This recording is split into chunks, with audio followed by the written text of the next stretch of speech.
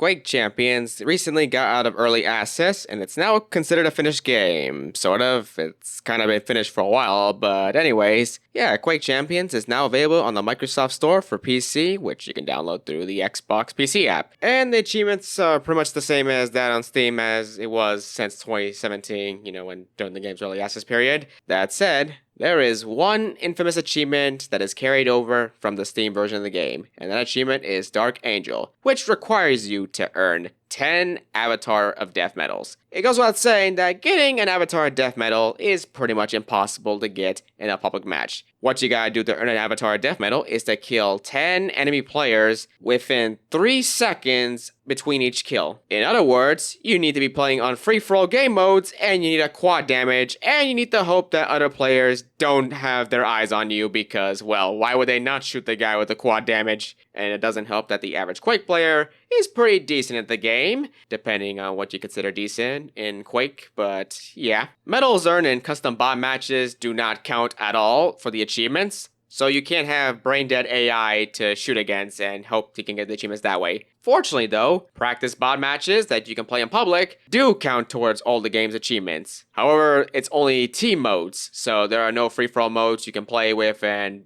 go on a bot rampage with a quad damage and get an Avatar Death Medal with ease. To get straight to the point, your only option to get this achievement is to play Capture the Flag on the Longest Yard. There is a Capture the Flag variant of the infamous Quake 3 map, The Longest Yard. And let's just say the bot AI in this map is, let's just say they get stuck at their own base pretty much all the time. That's a good thing though, because that not only allows you to get some easy achievements, but it also means that a Dark Angel is possible because of the wide open space of the map. And there's a quad damage just right there for you to be able to get those Avatar Death Medals. As I'm showing in this gameplay, what I did is use a heavy machine gun with the quad damage and pretty much just kill the bots as fast as I can. Make sure I get those kills within those 3 seconds. You are going to need to aim and react quickly as soon as the bots respawn, and you best hope those respawns are in your favor because sometimes the bots may spawn somewhere where you won't be able to see them so easily, or they just get a lucky shot at you and you die. So basically, just keep pushing as much as you can with the quad damage and the heavy machine gun, or the railgun, for that matter.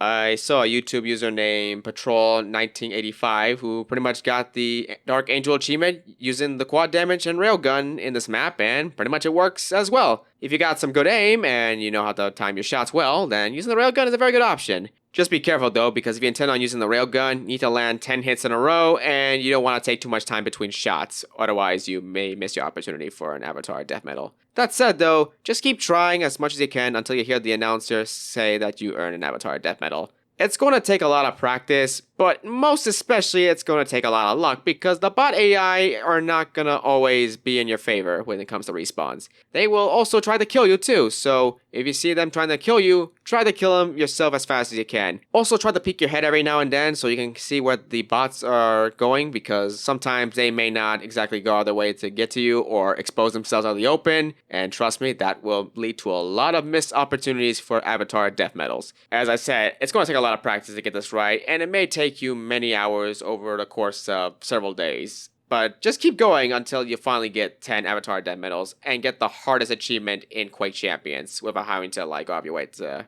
make a boosting party with 7 other players at the same time. But yeah, that's how you get the hardest achievement in Quake Champions. With Dark Angel out of the way, I can focus on my last achievement for the game, Vadthirgar, if that's how you pronounce it right, which is to win 1,000 matches, and yes, winning public bot matches does count for this achievement, but play some real matches with other players. It's a lot more fun that way. I mean, you're likely playing bot matches just to progress those battle passes or to get these annoying achievements. At least that's what I see most people do. Fun fact, if you earn any or all achievements for Quake Champions on Steam, you can download the game on the Microsoft Store, and the moment you launch the game, all those Xbox achievements will pop right away. A user by the name Fraser, I hope I'm saying your name right, confirmed that if you have your Steam account and Microsoft account linked to the same Bethesda.net account, which is required to play Quake Champions, pretty much you have all those achievements again without having to play the game all over again. The thread is on the True Achievements page for Quake Champions, and I'll link it down in the description below, just so you can see for yourself. I earned the Dark Angel achievement during Season 14 in the game, and I just earned another Avatar Death Medal using the same method I just described here, just a week after the game's supposed official release on August 18 of this year. As long as practice bot matches count for achievement progress, and as long as the bot AI remains pretty clueless in the longest yard CTF, and of course practice bot matches remains as long as the game is around, this method will continue to work as of this video. With many of the past seasonal updates for this game just having an occasional new map as well as weapon skins based on weapons from previous Quake games, I think it's safe to say that there won't be major changes to Quake Champions anytime soon. I don't think a console version of these games are even in the plans, but who knows. Quad damage. Excellent. You're 20 feet tall. Triple kill. Then you can face me. Killing spree. Excellent. Power up massacre. Net master. You can't Triple kill. fight. Headshot. Rage.